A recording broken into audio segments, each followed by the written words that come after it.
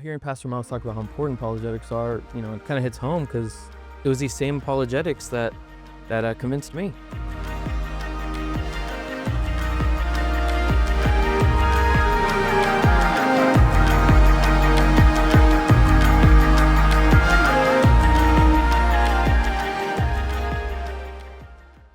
Hey Rock family, my name is Becky. I get to serve as one of the pastors here at Rock Church. Super excited. We're in a series right now called Beyond a Reasonable Doubt, and we're spending some time into extended conversations to explore a little bit more about the series and apologetics, which basically means defending your faith.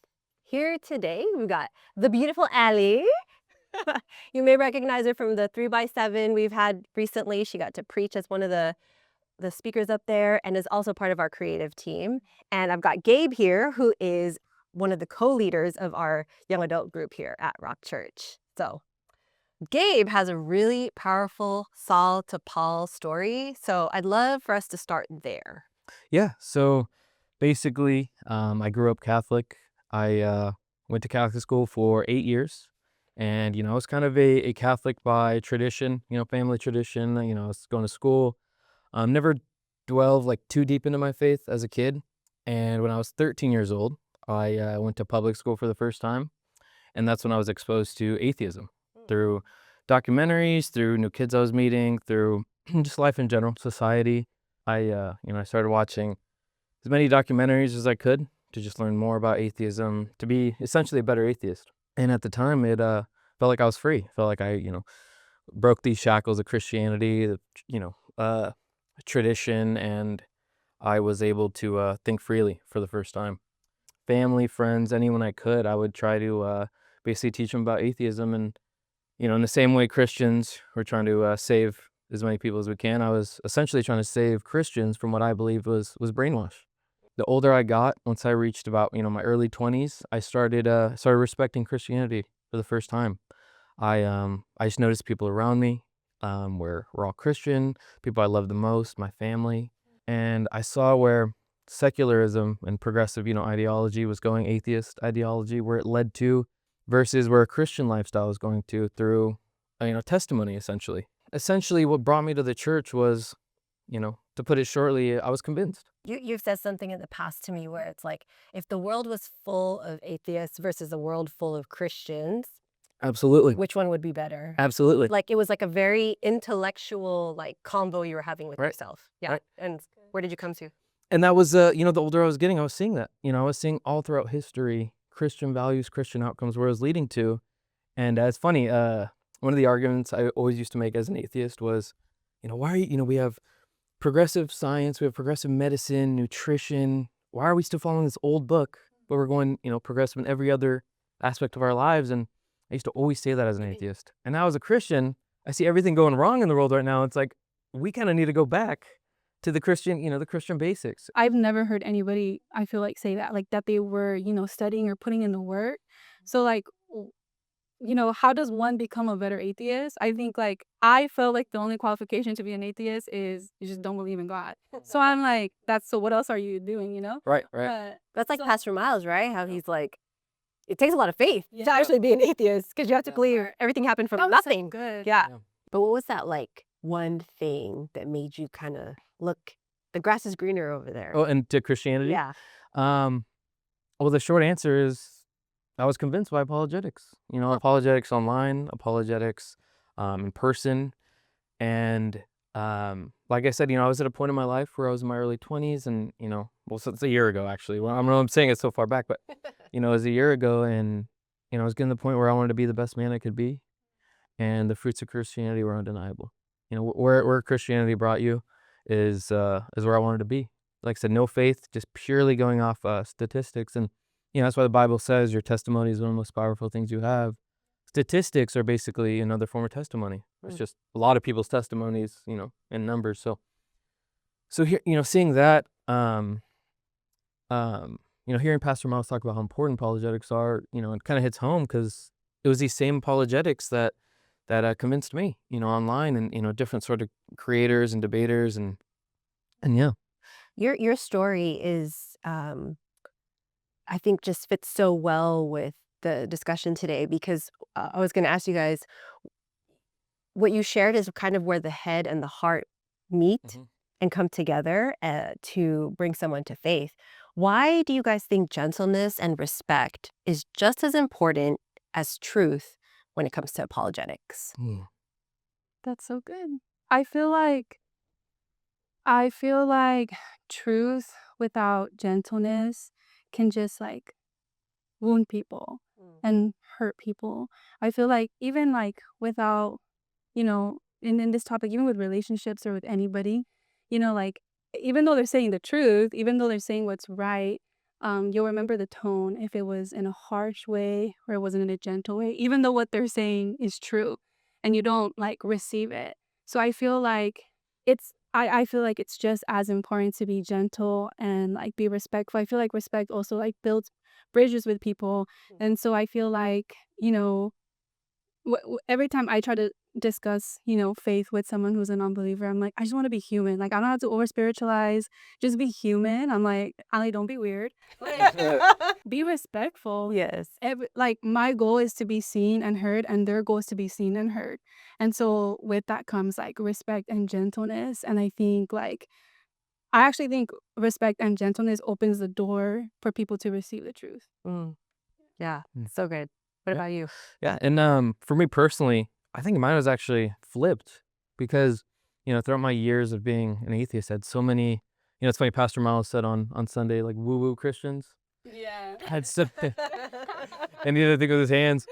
No, I've had so many, woo-woo Christians, come up to me and they're so kind and so nice, but I didn't believe anything they were saying. I didn't believe it was truth. And, for me personally, coming from a, atheist lens where I didn't want any, I didn't want to just be told everything's gonna be okay. I wanted facts. And, Mm. when I was watching some of these apologetics online, they were just throwing facts, and a big thing that, um, that helped me think differently was hearing that if there was no God, if all faith was, it was just purely faith, that you're able to prove that God's not real at all. We're all believing in sky fairy daddy, whatever. Um, Fairy tale. um, if we're all believing in that, then just go off purely the fruits of Christianity, the facts, the truth of what's going on when you live like Jesus, the outcome, your life's gonna get better objectively. It's been proven time and time again. So I heard that truth, and then I finally heard like, oh, okay, cool. I don't have, woo-woo Christians are just being super nice to me and just want to bring me to church and give me, free food or lure me in with the whatever. I yeah, I had those facts and that truth come over me over before any feelings, but they definitely go hand in hand, and there's no one size fits all, and I think it's so important to have both, and that's why this series is so special to me because Pastor Miles is just hitting it right on the head. He just that truth, like you said, love God with your heart, mind, and spirit, and you know, um, loving with your mind is just so important. And that's I fell in love with Jesus with my mind before my heart. And Yeah. A lot of times too, I think the way you carry yourself is its own testimony, Absolutely. right? Your actions and Absolutely. your uh how you live your life speak so much more than what you're actually saying. So I think that is why it is so critical Yeah. for the two parts to come together. Oh yeah. Um, I was actually like thinking about that too. Um, like in preparation of this, and I'm like, or just like thinking about how I defend my faith or like, uh, have conversations with people and all of that. And I feel like it's a balance because I think what God was speaking to me and just like thinking of all of this is how like sometimes I can get too comfortable that they like they they will know that I believe in Jesus, so they will know about Jesus. They know who to go to when life gets rough, because like my fruits and my character will speak.